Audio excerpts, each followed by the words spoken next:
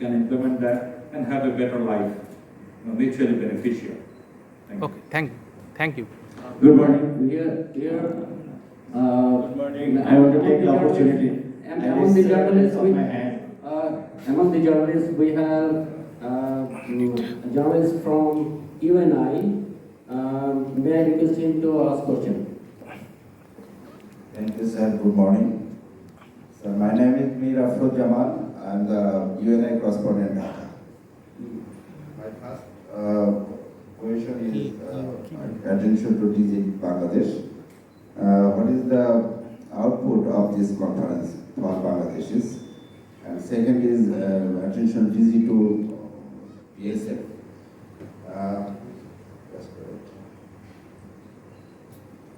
Bangladesh and India are friendly country. We have not forgotten his contribution in 1971. But sometimes there is no solution to border killing. In this regard, steps being taken to stop border killing, but why is it not being implemented?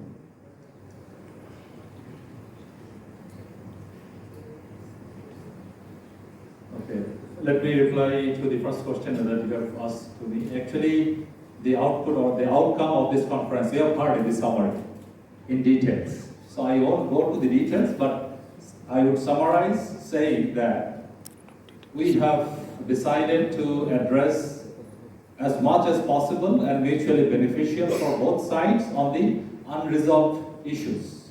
And if I highlight more, I would say the prevention of smuggling, border crimes, and ensuring zero death policy on the border.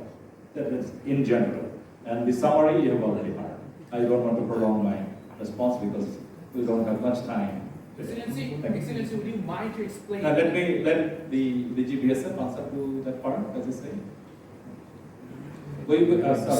Sorry, Excellency. Next we'll have your question because you already started. And as you started, that will be the last question. Otherwise, we don't want our delegation to miss the flight. Okay. Thank you. Thanks for understanding.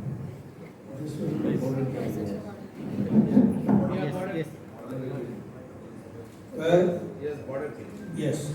You see, border killings do take place in which both Bangladeshi and Indian citizens get killed sometimes, despite our efforts not to do so. You see, on Bangladesh border, we have changed our weapon policy. We have put non-lethal weapons in use instead of the usual lethal weapons of infantry. This is purely with the intention of minimizing any deaths which may occur due to attack on BSF personnel. You see, there is organized crime rackets operating across the borders, and they do not have any compunction in attacking both BSF as well as BGP personnel on duty who are coming in the way of smuggling and other anti-national, transporter crimes. So they attack BSF personnel and also BGP personnel, as I just said, and in self-defense sometimes they have to fire. And most of the time, like constructing the ICPs, LCPs, and also constructing the border roads. Both the delegation leaders reiterate their existing zero-tolerance stance on transborder insurgent groups and agreed to take all necessary steps to prevent transborder movements by real-time information. Both sides agreed to instruct local outfits and motivate people at the borders to refrain from illegal construction works within 150 years, as well as to uphold the spirit of Joint India-Bangladesh Guidelines for Border Authorities 1975 while fostering existing mutual trust and friendship.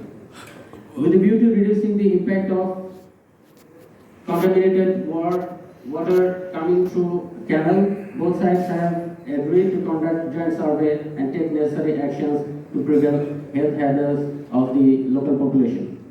Both the sides have agreed to ensure an expeditious execution of the MOU in reopening Rohimpur Khal, originated from River Kushiara.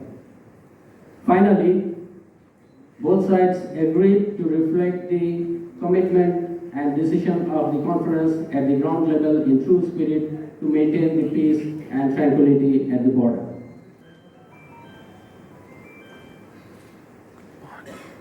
With the kind permission from the respected delegation leaders, we shall now have the interactive session with the journalists.